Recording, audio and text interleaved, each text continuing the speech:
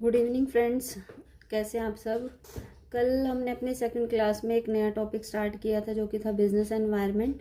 आज हम उसे ही कंटिन्यू करेंगे। कल हमने एक बेसिक से डायग्राम से उसको समझने की कोशिश की थी। ठीक है, तो आइए हम उसको समझते हैं कि बिजनेस एनवायरनमेंट है क्या और उसकी क्या क्या फीचर्स हैं।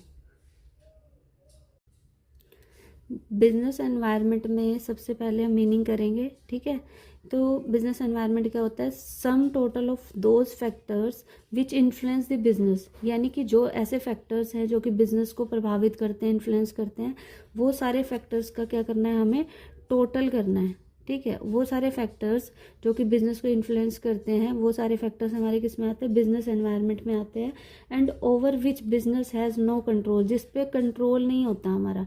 कल भी हमने डिस्कस किया था कि वो सारे फैक्टर्स जो कि बिजनेस से काफ़ी ज़्यादा दूर हैं और जिस पे हमारा जो बिजनेस का कोई भी हमारा जो है कंट्रोल नहीं होता है, वो सारे फैक्टर्स जो है वो किस में आते हैं? बिजनेस एनवायरनमेंट के अंदर आते हैं। अब ये कहते हैं कि जो बिजनेस एनवायरनमेंट है ना, वो हमें थ्रेट्स भी प्रोवाइड करता है और अपॉर्चुनिटीज़ भी प्रोवाइड करता है। थ्रेट का मतलब होता है कि हमारे लिए खतरा भी पैदा कर सकता है, और अपॉर्चुनिटीज़ का मतलब क्या होता है कि हमारे लिए अवसर हमारे को देता है बिजनेस एनवायरनमेंट। ठीक है, थ्रेट्स क्या होंगे? थ्रेट्स होंगे नेगेटिव चेंजेस। थ्रेट्स क्या होंगे? Negative change in business environment. ऐसे चेंजेस जो कि नेगेटिव हो रहे हैं। नेगेटिव का मतलब क्या है कि जो कि बिजनेस के लिए अगेंस्ट है, यानी कि बिजनेस के अगेंस्ट जो चेंजेस हो रहे हैं वो नेगेटिव चेंजेस होते हैं। ठीक है, और इससे क्या होगा? अब कोई चेंज हमारे खिलाफ हो रहा है तो उससे क्या होगा कि हमारी जो परफॉर्मेंस है वो क्या हो जाएगी? रुकावट आएगी उसमें। Hindered the performance of organisation, यानी कि जो नेगेटिव चेंज होगा, जो थ्रेट होगा, उससे हमारे लिए क्या होगा? हमारे लिए नुकसान होने वाला है। उससे हमारी परफॉर्मेंस जो है वो, उसमें बाधा उत्पन्न होती है, वो परफॉर्मेंस हमारी क्या हो जाती है? खराब हो जाती है। ठीक है, और जो दूसरा हमें जो एनवायरनमेंट प्रोवाइड करता है वो अपॉर्चुनिटीज़ प्रोवाइड करता है। ठीक है, तो अपॉर्चुनिटीज़ क्या होंगी? थ्रेट से बिल्कुल अपोजिट हो जाएगी। ये क्या होगा? Positive change in business environment. ये क्या होगा? Positive change in business environment. Threat किसे बोलते हैं? थ्रेट बोलते हैं हमारे नेगेटिव चेंजेस को, और अपॉर्चुनिटीज़ किसको बोलते हैं? Positive changes. अब थ्रेट के कारण तो हमारी काम में जो है परफॉर्मेंस में रुकावट आ रही थी, तो पॉजिटिव चेंज होगा अगर हमारे बिजनेस एनवायरनमेंट में, तो हमें क्या होगा? उससे हेल्प होगी। ठीक है, इससे क्या होगी? हेल्प होगी हमें इम्प्रूव करने में हमारी परफॉर्मेंस को, और ये क्या करता है? हमारे परफॉर्मेंस में रुकावट लेके आता है। ठीक है, तो इस तरीके से अगर हम देखें तो बिजनेस एनवायरनमेंट क्या है कि बिजनेस एनवायरनमेंट में वो सारे फैक्टर्स आते हैं जिन पे जो कि एक्सटर्नल हैं पहली बात तो, और जिन पे बिजनेस का कोई भी कंट्रोल नहीं है। और बिजनेस एनवायरनमेंट जो है वो हमें थ्रेट्स और अपॉर्चुनिटीज़ प्रोवाइड करता है। थ्रेट्स हमारे नेगेटिव चेंजेस होते हैं जो बिजनेस एनवायरनमेंट के अंदर हो रहे हैं, उनसे हमारी परफॉर्मेंस क्या होती है? रुकावट आती है उसमें। और जो अपॉर्चुनिटीज़ हैं वो हमारे लिए क्या होती है? पॉजिटिव चेंज होता है बिजनेस एनवायरनमेंट में, जो कि हेल्प करता है इम्प्रूव करने में परफॉर्मेंस को बिजनेस की। ठीक है, तो इससे हमें क्लियर हो गया कि वो सारे फैक्टर्स जो कि एक्सटर्नल हैं और जो जिन पे कंट्रोल नहीं है, वो सारे फैक्टर्स क्या होते हैं? बिजनेस एनवायरनमेंट को बनाते हैं। इसके बाद हम जो करने वाले हैं वो है features of business environment. Features of business environment यानी कि हमारा जो बिजनेस एनवायरनमेंट है उसकी क्या क्या हमारी विशेषताएं होती है। तो सबसे पहले हम लेके चलेंगे नंबर 1 पे हमारा क्या है? Totality of external forces. अभी हमने देखा कि जो बिजनेस एनवायरनमेंट है उसमें कौन सी फोर्सेस आ रही हैं? सबसे पहले तो एक्सटर्नल फोर्सेस आ रही है, और उन सभी एक्सटर्नल फोर्सेस का टोटल ही हमारा जो था वो क्या था? हमारा बिजनेस एनवायरनमेंट था। तो इसके अंदर जितने भी एक्सटर्नल फैक्टर्स हैं वो सारे जो कि कंट्रोल में नहीं है, और जो बहुत सारे हैं उनको टोटल कर दिया जाए तो ही हमारा एक्सटर्नल जो एनवायरनमेंट और हमारा जो बिजनेस एनवायरनमेंट है वो बनता है। ठीक है, तो टोटलिटी का मतलब क्या है कि बहुत सारे जो फैक्टर्स हैं एक्सटर्नल हैं उन सबको जोड़ के हमारा बिजनेस एनवायरनमेंट बनता है। अब जो फैक्टर्स हैं दूसरे नंबर पे हमारे पास आता है, उन सभी फैक्टर्स को, जो हमारे एक्सटर्नल फोर्सेस हैं, उन सभी फैक्टर्स को हम दो दो पार्ट्स में हम डिवाइड कर सकते हैं। कुछ होते हैं स्पेसिफिक फोर्सेस और कुछ होती हैं जनरल फोर्सेस। ठीक है, स्पेसिफिक फोर्सेस कौन सी होती हैं? जो कि एक इंडस्ट्री के अंदर हर बिजनेस को अलग अलग तरीके से अफेक्ट करती है। ठीक है, एक इंडस्ट्री की अलग अलग फर्म जो है उसको अलग अलग तरीके से अफेक्ट करते हैं, और जो जर्नल होते हैं वो एक इंडस्ट्री में जितने भी फर्म है उन सभी को एक तरीके से अफेक्ट करती हैं। ठीक है, तो स्पेसिफिक कौन सी होती है? स्पेसिफिक से ही पता चल रहा है कोई अलग अलग चीज़ है जो एक को अलग तरीके से अफेक्ट करेगी, हर एक फर्म को अलग तरीके से अफेक्ट करेगी। और जनरल मतलब जो आम है और जो सबको सबको सेम तरीके से अफेक्ट करेगी। तो इसके अंदर जो फोर्सेस हैं वो ये जर्नल भी हो सकती हैं और स्पेसिफिक फोर्सेस होती हैं, जिनमें हमने इनको डिवाइड कर दिया है, ठीक है। और जो थर्ड होता है वो क्या कहता है, इंटर रिलेटेडनेस। इंटर रिलेटेड का मतलब क्या होता है कि वो जितने भी फोर्सेस हैं जो ये इस एक्सटर्नल एनवायरनमेंट में जो हमने टोटल की हैं, वो सारी क्या है, इंटर रिलेटेड हैं।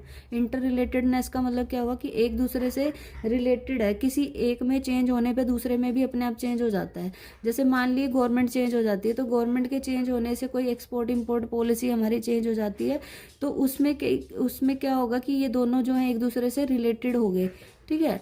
हमारे क्या हुई चेंज, हमारे में यहाँ पे चेंज जो हुआ तो वो पॉलिटिकल चेंज हुआ, उसके बाद हमारी जो पॉलिसी चेंज होगी वो इकोनॉमिक चेंज हो गया, ठीक है। तो इस तरीके से हमारे जो चेंजेस हो रहे हैं उसके हिसाब से हम ये कह सकते हैं कि ये एक दूसरे से क्या होती हैं, इंटर रिलेटेड होती हैं सारी की सारी जो फोर्सेस होती हैं। उसके बाद हमारे पास आता है डायनामिक नेचर। डायनामिक नेचर का मतलब क्या होता है कि जिसमें कुछ ना कुछ चेंज जो है लगा रहता है। अब जितने भी फैक्टर्स हैं, जैसे कि इकोनॉमिक एनवायरनमेंट है, सोशल एनवायरनमेंट है, पॉलिटिकल एनवायरनमेंट है, लीगल एनवायरनमेंट है, वो सारे जो इतने सारे एनवायरनमेंट इतने सारे जो फोर्सेस हैं, एनवायरनमेंट है, उनको जोड़ के हमारा एक्सटर्नल एनवायरनमेंट बना हुआ है।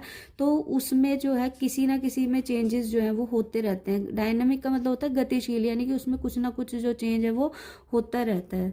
उसके बाद नेक्स्ट हमारे पास क्या आता है, अनसर्टेनिटी। अनसर्टेनिटी क्या होती है, अनिश्चितता है कि भाई किस में कौन सा चेंज कब हो जाए हम कुछ नहीं कह सकते। मान लीजिए कल को, जैसे कि हमारे पास हमने देखा था कि जो लॉकडाउन हुआ था, तो वो कितने बिजनेस जो है उसके कारण जो है बंद हो गए, तो वो अनसर्टेन है, वो उसके बारे में हम चेंजेस जो हो सकते हैं, कुछ ऐसी चीज़ें हो सकती हैं जो हमारे हाथ में है नहीं है। तो ये जो इसको मतलब डिसाइड करके हम नहीं चल सकते कि यही होगा। हो सकता है हमें अंदाज़ा हो कि हाँ ये चीज़ हो सकती है थोड़ी बहुत, लेकिन हम पक्का नहीं कह सकते कि इसी में चेंज होगा, ठीक है। तो ये क्या होती है, अनसर्टेन होती हैं जो बिजनेस एनवायरनमेंट में जो चीज़ें चल रही हैं। तभी हमारे, अगर ये अनसर्टेन नहीं होती तो हमें सारी अपॉर्चुनिटीज़ ही मिल जाती, हमें पता होता। लेकिन जो हमें थ्रेट्स मिल रहे हैं वो अनसर्टेनिटी के कारण ही हमें यहाँ पे मिलते हैं, ठीक है। कम्प्लेक्सिटी क्या कहती है, कि कम्प्लेक्सिटी कहती है कि हमें एक्चुअल में हम पता ही नहीं लगा पाते कि इसमें चेंज कौन से में हो रहा है ज़्यादा, इस कौन से फैक्टर में चेंज होने से किस फैक्टर पे दूसरे पे इफेक्ट पड़ जाए हमें पता ही नहीं चलता है। तो ये एक दूसरे से जुड़े होने के कारण ये इनका हमें अलग से पता लगाना कि भाई कौन से फैक्टर में ज़्यादा चेंज हुआ कौन से में नहीं, तो वो बहुत मुश्किल हो जाता है, ठीक है। नेक्स्ट आता है रिलेटिविटी। रिलेटिविटी का मतलब क्या होता है कि जो बिजनेस एनवायरनमेंट होता है ना, वो हर जगह का अलग अलग होता है। अब अगर हम अपने डोमेस्टिक मार्केट में कर रहे हैं तो हमारे इंडिया का अलग बिजनेस एनवायरनमेंट होगा, और वही अगर हम इंटरनेशनल मार्केट में चले जाएं तो वहाँ का अलग जो है एनवायरनमेंट होगा, वहाँ के अलग स्टैंडर्ड्स होंगे, ठीक है। तो वहाँ की जो पॉपुलेशन होगी वो अलग होगी, तो हर एक जगह का एनवायरनमेंट जो है, बिजनेस एनवायरनमेंट जो है वो अलग अलग होता है, ठीक है। तो अब ये जो फीचर्स हैं, आप इसको इस तरीके से डायग्राम के थ्रू अगर आप दिखाते हैं तो आपको अपने मार्क्स को इम्प्रूव करने में काफ़ी ज़्यादा हेल्प हो जाएगी। ये ना करें कि एग्ज़ाम में आप सीधा सीधा बस लिखे जा रहे हैं पैराग्राफ के फॉर्म में, ऐसे नहीं लिखना है, क्योंकि वहाँ पर आपके इसमें जो है मार्क्स कटने के पूरे पूरे चांसेस रहते हैं। और जो बच्चा डायग्राम के थ्रू हर चीज़ को प्रेजेंट करेगा उसके मार्क्स जो है वो ज़्यादा आने वाले हैं। तो अभी मैं बस नटशल में एक बार बता देती हूँ कि जो हमने बिजनेस एनवायरनमेंट पढ़ा वो उसमें वो फैक्टर्स आते हैं जो कि हमारे बिजनेस के कंट्रोल के अंदर नहीं है और जो हमारे एक्सटर्नल है। इससे हमें थ्रेट मिलते हैं और अपॉर्चुनिटीज़ हमें प्रोवाइड करता है बिजनेस एनवायरनमेंट। थ्रेट जो होते हैं नेगेटिव चेंज होते हैं जिससे परफॉर्मेंस हमारी ख़राब होती है, और अपॉर्चुनिटीज़ हमारे लिए पॉजिटिव चेंज का काम करती है, ठीक है। पॉजिटिव चेंज का काम करती है, इससे हमारी क्या होती है, परफॉर्मेंस इंप्रूव होती है। और जो हमने फीचर्स पढ़ा, हमने ये देखा कि इसमें बहुत सारे फैक्टर्स को टोटल कर दिया जाए तब हमारा बिजनेस एनवायरनमेंट बनता है। कुछ इसमें स्पेसिफिक होती हैं जो सभी को अलग अलग तरीके से इफेक्ट करती है, और कुछ जर्नल फोर्सेस होती है जो सभी जो एक इंडस्ट्री की सभी फर्म जो है उनको सभी को जो है सेम तरीके से इफेक्ट करती है। और इंटर रिलेटेड होती हैं, ये दोनों सभी आपस में जो है जुड़ी हुई है, किसमें कौन सा चेंज हो रहा है एक दूसरे का पता लगाना पाना बहुत मुश्किल हो जाता है, एक में चेंज होने से दूसरे में भी चेंज हो जाता है।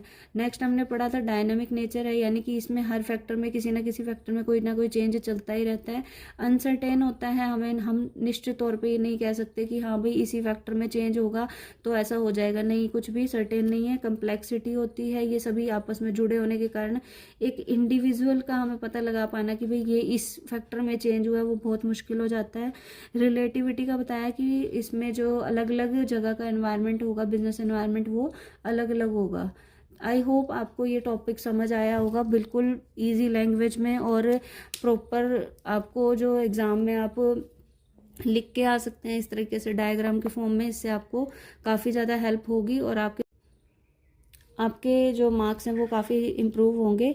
आई होप आप अब इस चैनल के साथ जुड़े रहेंगे, क्योंकि आपके लिए हर एफर्ट जो है हम लगाते रहेंगे। बस आप लोग जुड़े रहिए और ज़्यादा से ज़्यादा लोगों तक ये चैनल जो है वो शेयर करिए ताकि सबकी हेल्प हो सके। Thank you.